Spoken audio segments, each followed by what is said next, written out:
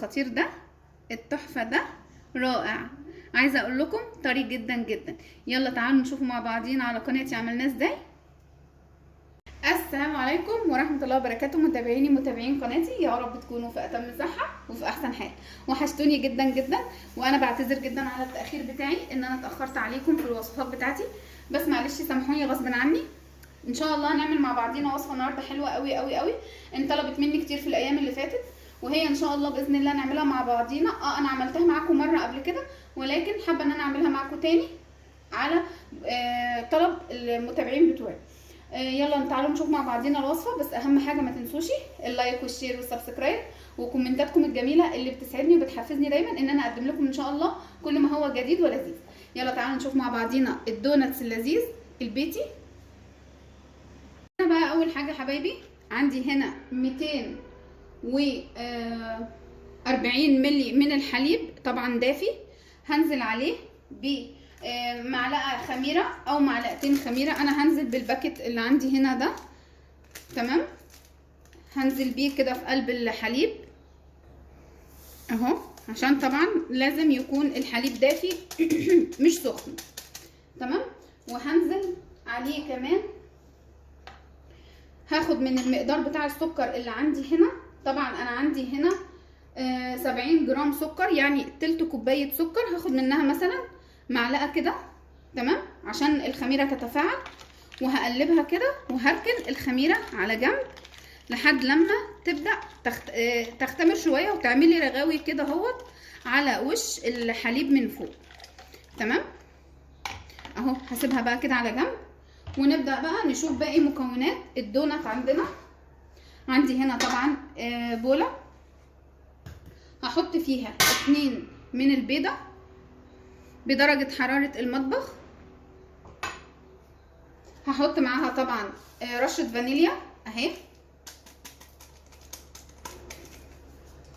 هحط معاها كمان باقي السكر اللي هما 70 جرام سكر او التلت كوبايه سكر، ونقلبها بقى كويس قوي. انا هعملها النهارده ان شاء الله على ايديا، تمام، مش هعملها لا في ميكسر ولا في عجان ولا في اي حاجه اهو. هقلبها كده كويس قوي قوي قوي لحد لما البيض والسكر والدقيق، حوالي 560 جرام دقيق، يعني 4 كوبايات دقيق. هحط عليهم رشه ملح، طبعا زي ما اتفقنا لازم رشه الملح دي عشان بتعزز النكهه بتاعه الحلويات، تمام. حطيت هنا كمان نص معلقه كبيره بيكنج باودر. طبعا انا بحب دايما زي ما قلت لكم في وصفاتي ان انا لازم احط بيكنج باودر حتى لو انا حاطه خميره في العجينه، تمام. هحط هنا معلقتين 2 كبار من حليب البودره. حطيت هنا نص معلقه كبيره من البيكنج باودر، هحط معلقتين 2 حليب بودره اهو. اللي حابب يشيل الحليب البودره تمام مفيش مشكله، ولكن انا تماما ما بحبش اعمل معجناتي من غير الحليب البودره، بيخلي لي كده العجينه فلافلي كده وحلوه قوي قوي قوي، حتى لو العجينه فيها حليب سائل. هنزل بقى بالدقيق، حطيت معاه نص معلقه بيكنج باودر، حطيت معاه معلقتين 2 حليب بودره، وحطيت رشه ملح، تمام. هنزل بقى هنا عندي على البيض بالدقيق كله اهو. احنا شايفين كده حبايبي ما شاء الله العجينه عندي اختمرت ما شاء الله، تحفه. يلا تعالوا بقى نطلعها على الرخامه. بس شايفين العجينه عامله ازاي، خطيره. تعالوا الاول نرشها شويه دقيق بسيط كده، مش عايزين نحط دقيق كتير، حاجات بسيطه قوي بس كده اهي. مش هنحط طبعا على العجينه من فوق دقيق. هنبدا بقى نشيلها كده من البوله ونحطها على مفرش الخبز. عايزه اقول لكم بجد العجينه ما شاء الله عليها تحفه، شايفين حلوه قوي. زي ما رجعنا قلنا تاني ان المعجنات لازم تكون العجينه بتاعتها بتلزق كده شويه، تمام اهي. هبدا بقى كده افردها اهي. هنحط حاجه بسيطه جدا جدا على الوش كده اهو عشان بس نعرف نفردها. انا جبت المردنه او النشابه علشان افردها كلها حجم واحد اهو. لقيت ان ايديا لا مش هتجيبها حجم واحد، تمام. عايزه اقول لكم ان كده انا هبدا بقى اقطعها انا مش حابه اقطعها بقطعه كبيره، فانا ما عنديش قطعه صغيره. تمام. فانا عندي قطعه كوبايه. هجيب اي كوبايه عندي اهي، هقطعها كده بالحز بتاعها ده اهو، علشان اللي ما عندوش يقطعها عادي مش مشكله، يعني مش هنعمل الدونات، لا هنعمله اهي كده ونفضل نقطع. شايفين قد ايه صغننه وجميله قوي؟ انا بحب الحجم ده قوي في الدونات. ده يعتبر ميني دونات جميل قوي قوي اهو كده. هقطعه كله. وبعد كده كمان ما عنديش حاجه اقطع بيها في النص، اعمل ايه؟ عارفين القمع بتاعنا العادي ده من هنا اهو اهي، بصوا شايفين قد ايه جميله قوي؟ الله فظيعه، حلوه قوي، صغنططه كده وسيمبل كده وجميله. شايفين؟ تعالوا نعمل دي كمان اهي، شكلها تحفه قوي اهو. شايفين؟ حلوه قوي كده. انا كده المقاس والحجم ده عاجبني، مش هكبر عن كده ومش هصغر عن كده. تمام اهو كده حلو قوي. هخلص بقى كل كميه العجينه اللي معايا وبعد كده ارجع له. هفردها كده تاني اهو، عايزاها كلها بحجم واحد عشان ان شاء الله تبقى معايا ايه حلوه كده شكلها حلو. هفضل بقى افرد فيها كده لحد لما تبقى معايا مفروده للسمك اللي انا محتاجاه، او محتاجه السمك بتاع الدوناتس فيه.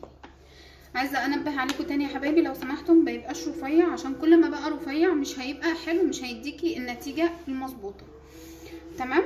انا عندي كده اهو، هفردها كده اهي، وبعد كده هقطعها بالكوبايه زي ما اتفقنا مع بعضينا. مش شرط يعني يكون عندنا قطعه الدوناتس، يعني لازم نبسط في حياتنا كل حاجه علشان ان شاء الله الدنيا تمشي كده، وان شاء الله يعني ايه نعمل كل اللي احنا عاوزينه، وفي نفس الوقت ما نحسش ان ايه ان هي حاجه صعبه علينا. تمام.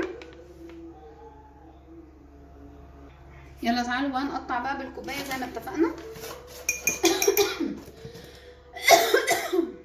هنحط كده الكوبايه اهي ونقطع كده.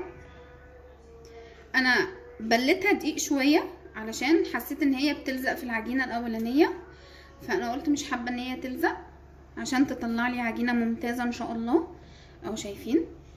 هاجي برضو كده بالقمع اللي عندي اهو، واجي من النص كده واعمل الفتحه الصغننه بتاعه الدوناتس دي. عايزه اقول لكم شايفين خطير، حلو قوي. شايفين صغننه قد ايه؟ عندي بقى هنا كمان ورق شمع او ورق خبز اهو، هحطه كده عليها بحيث ان هي تبقى سهله علينا ما تغيرش شكلها واحنا جايين نحطها في الايه في الزيت. تمام. ما عندناش ورق خبز، ممكن ورق ابيض عادي عشان بس ما يغيرش الشكل بتاعها، وفي نفس الوقت تبقى ايه ما غيرتش الشكل بتاعها واحنا بنشيلها او احنا بنقليها. شايفين؟ لان هو هيرجع يختمر تاني. تمام اهي كده. عندي هنا بقى حبايبي الزيت بتاعي مش لازم يكون سخن خالص خالص خالص، يعني يكون حبه كده حلوين، عشان ايه مش اول ما نحطه كده يقوم مسوي العجينه محمرها من فوق ومن جوه، لا ما استوتش لا. عندي هنا الحله بتاعتي اهي، انا حطيت فيها شويه زيت سبتهم لحد لما سخنوا، وبالورق بتاع الزبده هنزل كده اهو على الدوناتس. ولازم البوتاجاز يكون العين بتاعته واطيه اهو، واسيب بقى ايه الزيت مع الدوناتس يبدا يسويه وهو بيسخن فيه. تمام. مش هكتر في الحله او في الطاسه اللي احنا بنحمر فيها، هحط بس 3 عشان انا عاملاها في حله عندي صغيره اهي. هسيبها بقى كده لحد لما تبدا تطلع كده من على الزيت، اعرف ان هي سابت الورقه كده ان هي استوت وان هي بدات تستوي من تحت، ونحمرها من فوق ومن تحت كده. حبايب قلبي تكون وصفتنا النهارده خلصت. الدوناتس بتاعنا اللذيذ عايزه اقول لكم ما شاء الله تحفه وهش جدا جدا وخطير جدا جدا. ده مثلا اللي انا حشيته من جوه بالكاسترد زي ما انتم شايفين كده. تعالوا ما نقطع معاكم واحده. عايزه اقول لكم خطير. شايفين؟ رائع، طري جدا جدا جدا وهش ولذيذ جدا جدا. عندي هنا كمان الدوناتس اللي هو العادي اللي هو بالمفتوح من تحت ده، اللي هو ده مفتوح من جوه. تعالوا ما نشوفه برضو مع بعضينا. خطير جدا جدا جدا. شايفين الجمال بتاعه؟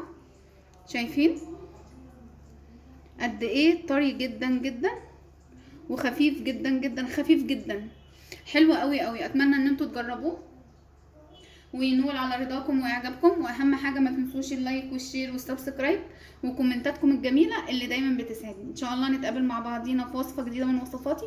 كنت معاكم رانيا زياد.